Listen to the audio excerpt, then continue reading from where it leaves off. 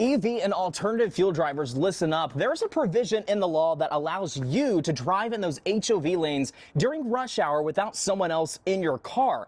However, that is set to expire at the end of September. I'm ABC 15's Justin Hobbs, and we're listening to what your thoughts on this provision potentially going away, and also speaking to lawmakers on, is there going to be a move to save it?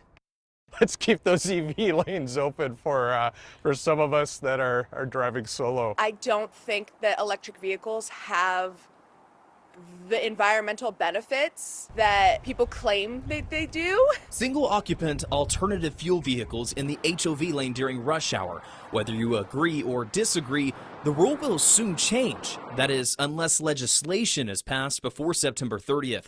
But as we listen to Valley residents today, both EV and non-EV owners say there are some bigger issues at hand in the HOV lanes. I mean, I don't really understand what's the point. I think there's other things that we could do as far as enforcing, like, people that's in the HOV lane that shouldn't be. The HOV lanes may travel a little faster than the other lanes, but at rush hour, the HOV lanes are pretty crowded too. There's so many people that, like, they'll use it as a passing lane. It's one of those traffic laws that people feel are optional. But the law is not optional. Treating it as such can land you a $400 fine. According to the Arizona Department of Public Safety, between August 1st, 2023 and January 31st, 2024, there were 2,162 citations written for HOV misuse.